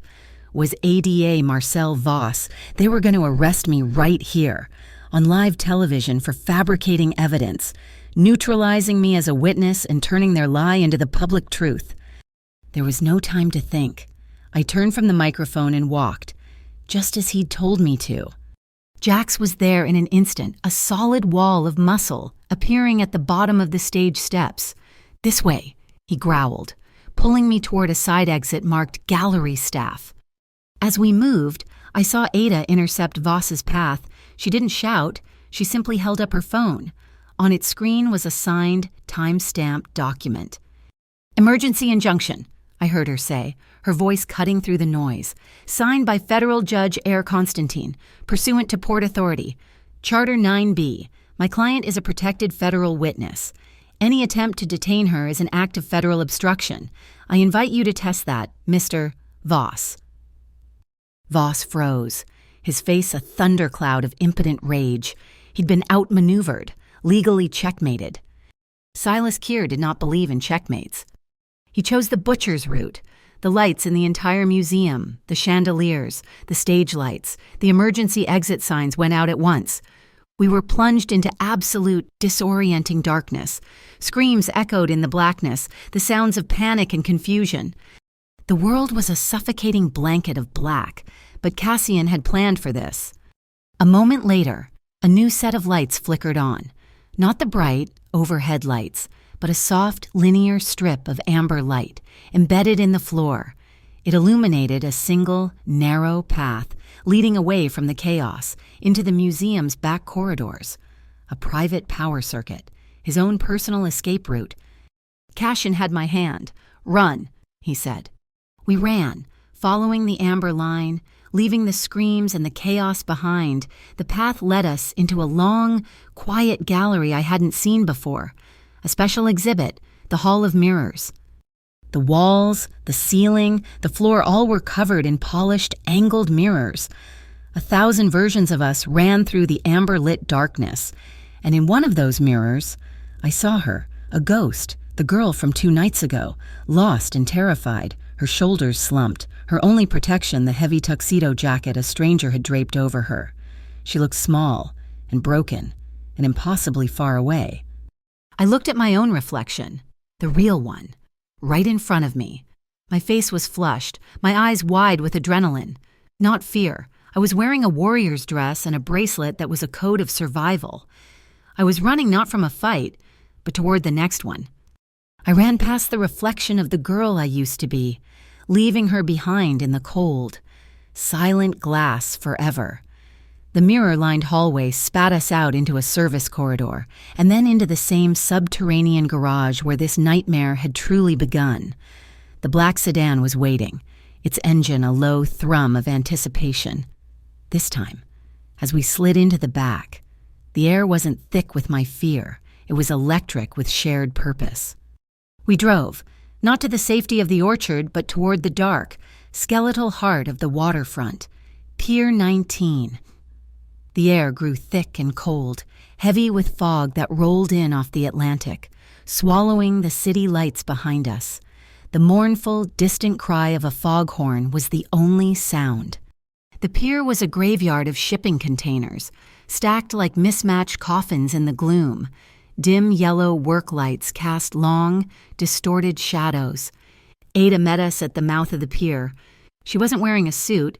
She was in the same dark, tactical gear as Jack's. She handed me a small, discreet button.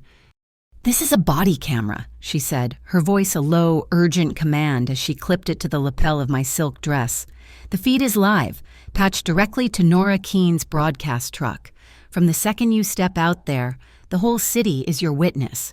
Don't let them forget it." Cassian gave me one last look, his stormy eyes searching mine. He didn't offer words of encouragement. He didn't need to. He simply nodded, a silent affirmation that we were walking into this together. Silas Keir was waiting at the end of the pier, near the dark, gaping maw of the cold storage warehouse. He was flanked by his own men, and, standing just behind him, looking pale and restless, were Chairman Thompson and 2 other members of the Port Sovereignty Commission. They were here to sign their kingdom over to him. Cassian walked forward, alone, into the no-man's land between our team and theirs. The fog swirled around his feet. "You wanted a negotiation, Silas." Cassian's voice cut through the damp air. "I'm here. I get the pier back. What do you get?" Silas chuckled, a dry, humorless sound. He stepped into the light, his silver sparrow glinting. "I'm a simple man. Vale. I get the girl, and I get your head on a plate." "A poor opening offer," Cassian replied, his voice lethally calm. "Oh, I think I have the leverage," Silas purred, and he gestured to the shadows. A figure was shoved forward, stumbling into the weak light. My breath caught in my throat. Mr. Dawes. His face was a mask of sheer, abject terror. "He signed a full affidavit," Silas announced, testifying that he caught Miss Hart fabricating documents, that she tried to blackmail him, and that when he refused, she ran to you, a tragic story of a young woman's greed, with a very tidy, very public ending. Dawes wouldn't look at me, and he was staring at his feet, trembling. This was Silas's checkmate, my word against his. But I was no longer the girl who worked for Mr. Dawes. I stepped forward, the body cam a tiny, cold weight on my chest. Cassian turned, a silent question in his eyes. I kept walking, past him, until I was standing 10 feet from the man who had set me up. "Mr. Dawes," I said. My voice was amplified by the small mic Ada had given me, clear and steady in the night air. He flinched, but still wouldn't look up. "They're paying you well to lie, but I wonder if it's enough." I reached into my pocket and pulled out a small piece of paper. "This is an account number. Gray Lantern Holdings, offshore, account number 4772B. Dawes' head snapped up. His eyes were wide, not with fear, but with a new, dawning horror.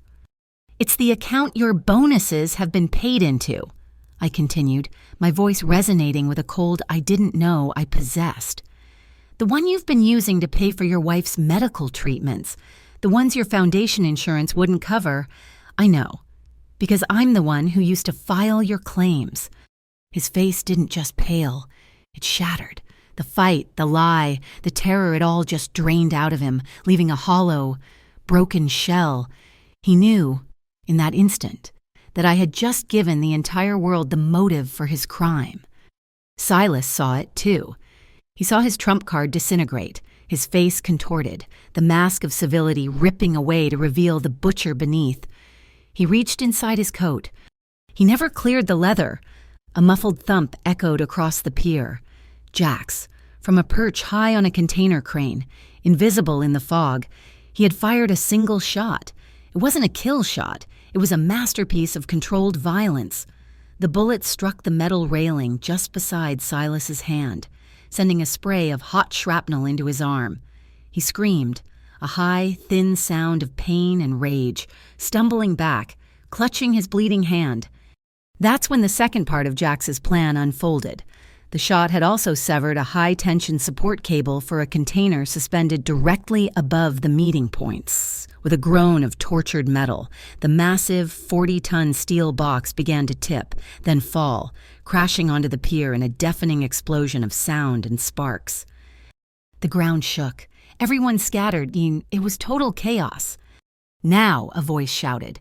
The fake TAOCD team, led by a furious Marcel Voss, burst from the fog, their weapons drawn, converging on me. Lila Hart, you're under arrest for... Voss stopped, his words dying in his throat. Cassian was standing in his path, holding my small, silver veil card between two fingers. Judge Constantine's order.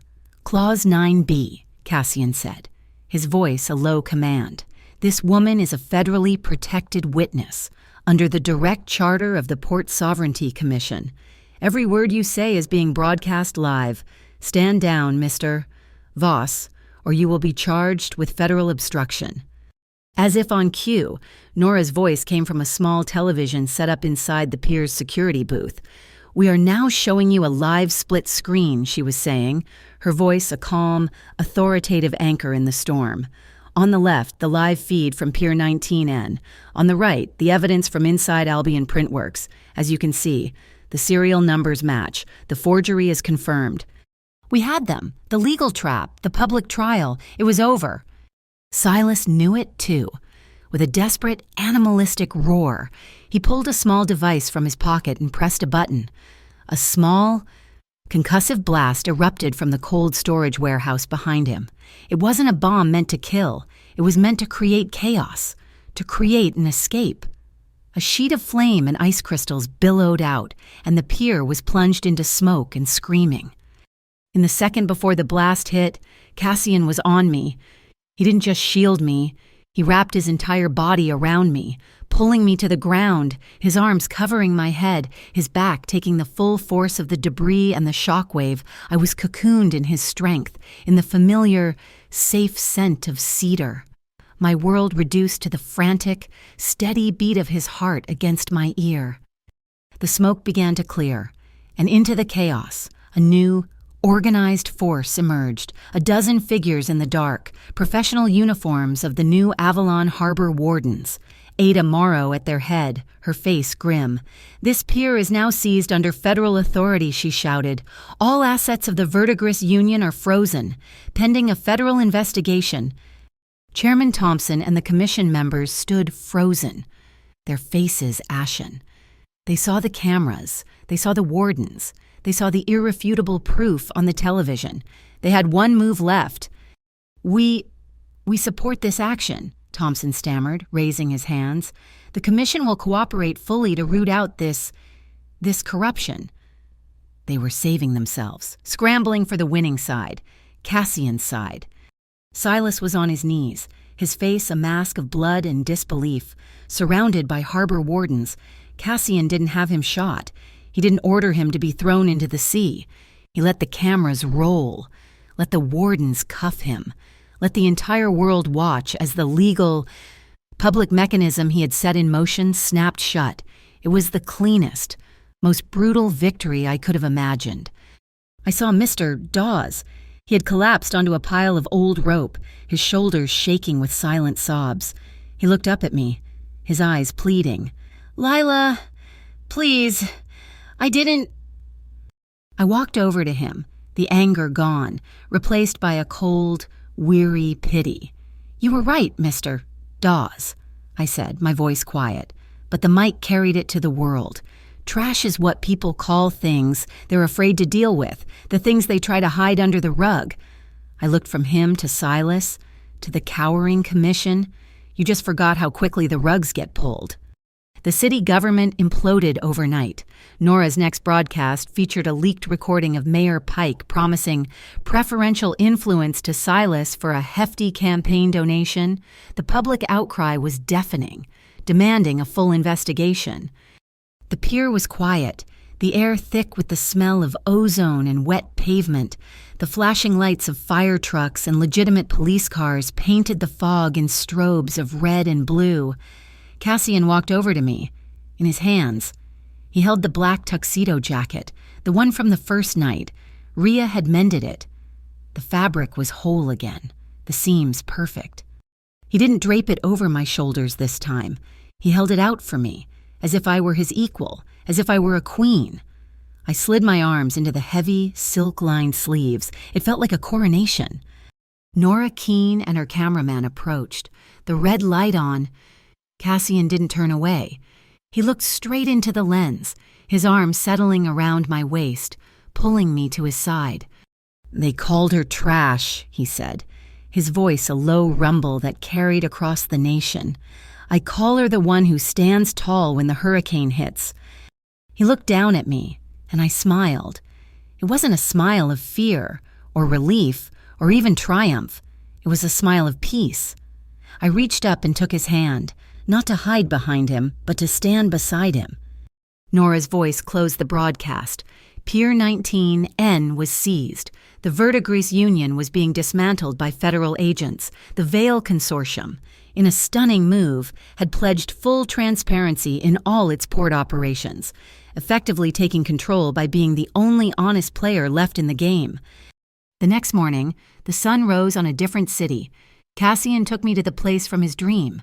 It was just a small, dilapidated wooden dock, jutting out into a quiet, forgotten cove, far from the industrial noise of the main port. The water was calm, and in the bright, morning light, I could hear the gentle creak and swell of the old wood. I stood at the end of the pier, the smooth gray stone he had given me in my hand. I placed it on the railing. He came to stand behind me, his arms wrapping around my waist, his chin resting on my shoulder. We stood there for a long time, just breathing. "Home isn't the place that's the safest. Lila," he whispered, his voice soft in the morning air. "I know," I replied, leaning back against his chest. "It's the place you most want to return to." I turned in his arms to face him, my hands resting on his chest. "Last night, at the pier," I said, looking into his stormy, beautiful eyes, "you put your jacket on me again, but it wasn't the same. Was it?" A small, genuine smile touched his lips. "No, it wasn't." "The first time," I whispered, "you did it to hide my shame. You covered me up. But last night you did it to give me your honor." The arrests were swift. Silas Keir, Marcel Voss, and half the Port Sovereignty Commission were indicted on federal charges. Mr. Dawes, in exchange for his full testimony, was given a reduced sentence. My name, as a federally protected witness, was sealed. But the hashtag Nora started had become a city-wide legend, and true to his word. Cassian's first act as the new de facto guardian of the port was to tear down the corrupt infrastructure of Kestrel Wharf. In its place, he filed plans for a new community pier, a place for families and small boats, a place of peace. The plans were filed under the name the June Hart Pier. Thank you so much for listening to this story. Please let us know in the comments where you're listening from. We'd love to connect and hear your thoughts. If you enjoyed this, please subscribe to our channel, Mafia Boss Stories, like this video, And give us your support by hitting the hype button so this story can be heard by more people.